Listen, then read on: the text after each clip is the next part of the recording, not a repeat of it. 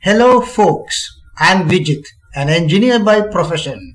It is the knowledge that was imparted to my siblings and I, mainly by our father, made us professionals serving the society. I decided that the society at large must benefit from what I know, and the videos that I have put out are dedicated to the memory of my late father. Now let us proceed with the subject matter. Background. The following issues were posed to me in a discussion with children attending senior school. Given the lengths of three sides of a triangle, must one memorize the Heron's formula to determine the area? Is mathematics a subject where one must memorize formulae? Can't the area of a triangle, given the lengths of three sides, be computed using first principles? That really depends on what can be used as first principles. Let us walk through the questions. Who is Heron? He is identified as Heron of Alexandria. The name Heron means hero. He is described as a Greek who is a mathematician and an engineer. It is estimated that he lived between 150 before Common Era and 250 Common Era. Famous mathematical findings of Heron are computing the square root of a number and computing of the area of a triangle given the lengths of sides. Heron's formula to calculate the area of a triangle. Let ABC be a triangle. The lengths of sides BC, CA and AB are lowercase a, b and c respectively. The lengths of the perimeter P equals lowercase a plus b plus c. Hence, the semiperimeter S is equal to a plus b plus c divided by 2. Heron identified that the area of a triangle delta is given by delta equals square root of the product of S, S minus A, S minus B and S minus C. An example of using Heron's formula.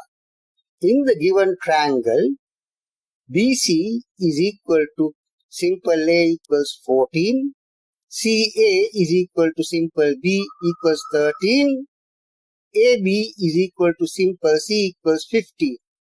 Hence, the perimeter being the sum of the sides is equal to 42. Semiperimeter is 21. Therefore, S is equal to 21.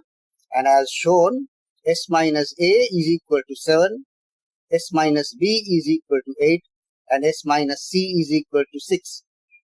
Hence, the area of the triangle given by delta is equal to the square root of the products of S, S minus A, S minus B, S minus C, which is equal to the square root of the product of 21, 7, 8 and 6, and it becomes 484.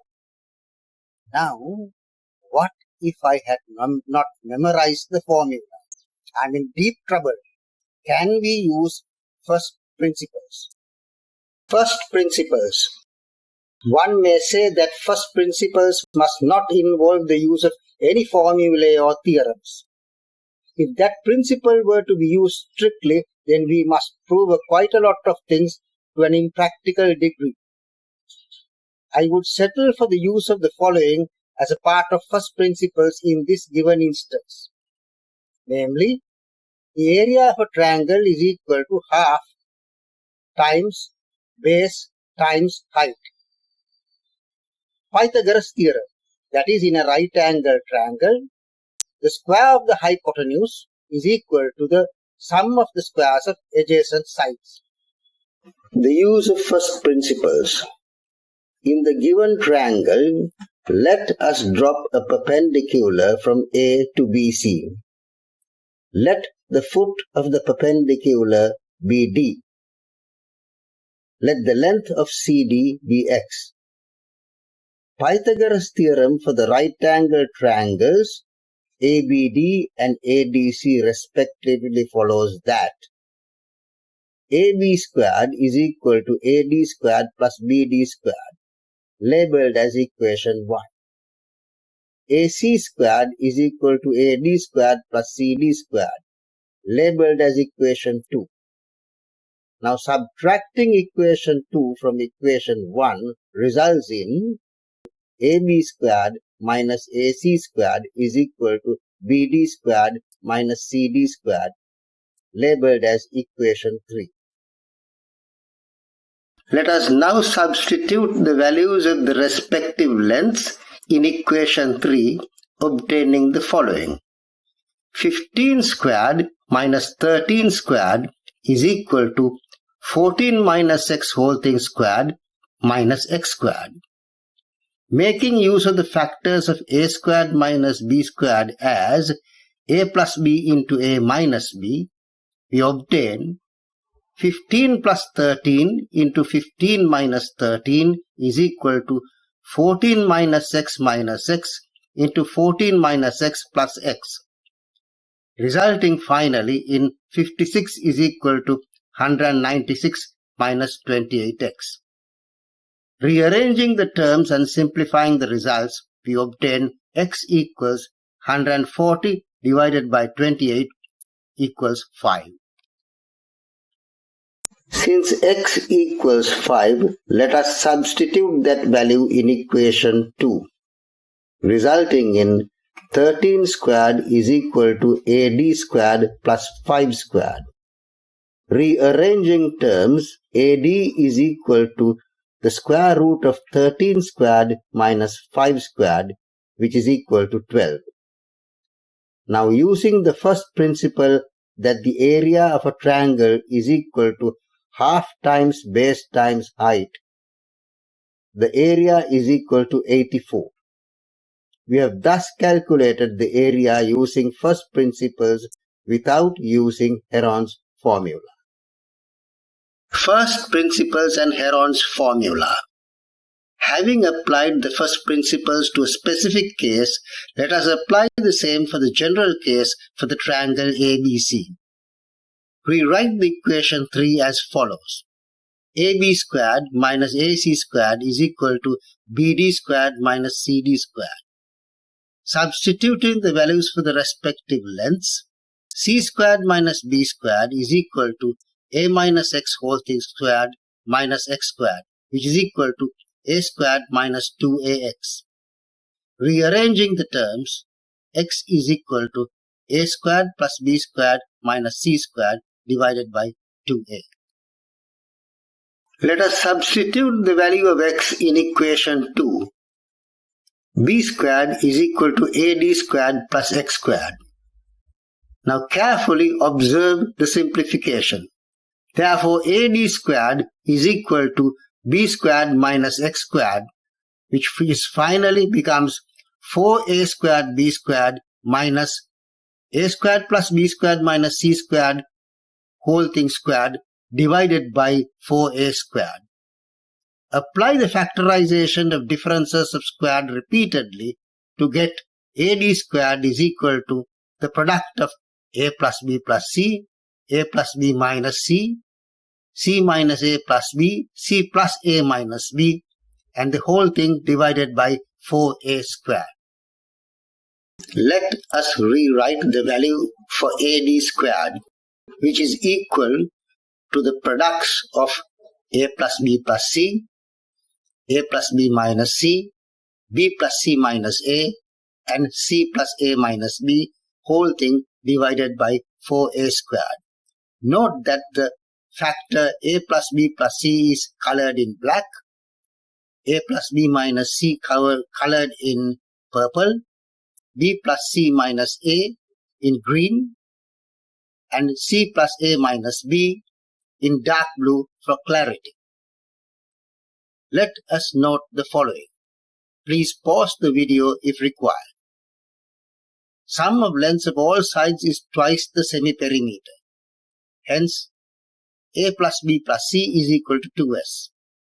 Note that a plus b minus c is equal to a plus b plus c minus 2c, which is equal to 2s minus 2c, hence twice that of s minus c. Similarly, b plus c minus a is equal to 2 times s minus a, and c plus a minus b is equal to 2 times s minus b.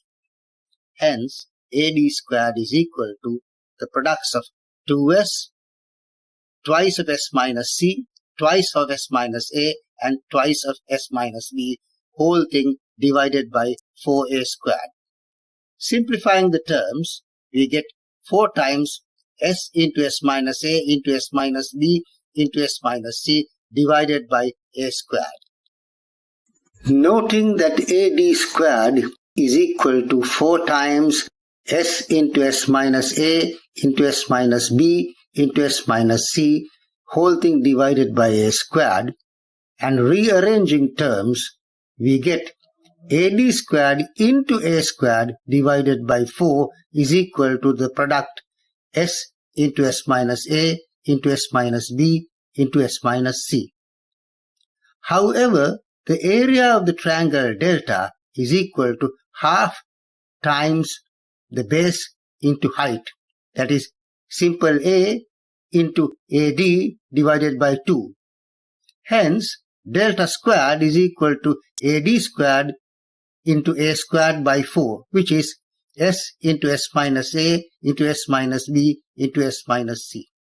Hence, therefore, delta is equal to the square root of s into s minus a into s minus b into s minus c, which is the Heron's formula. Therefore, we have obtained Heron's formula from first principles. My observations are as follows. The negative aspect of using Heron's formula is the requirement of calculating a product of 4 numbers and its square root, the computation thus becoming difficult, especially if the numbers are large. The positive virtue is obtaining a value in one formula. It is seen as per the numerical examples in this presentation, it was easier to compute the area using first principles rather than using Heron's formula. But that comparison is valid for some examples such as the one in this presentation, and there could be examples where the calculation in terms of Heron's formula is easier in spite of the highlighted difficulties. There is no clear-cut choice between using Heron's formula and the first principles applicable to every instance. Mathematics or in any other subject of science, the following are applicable to formulae, namely, they should be automatically be in memory through usage and not memorized through repeated recitation. The derivation of such formulae, unless they are empirical ones made through practical observations, must be studied. We all must note that this invaluable formula was derived by Heron many centuries ago and still we use them. With these observations, this discussion is concluded.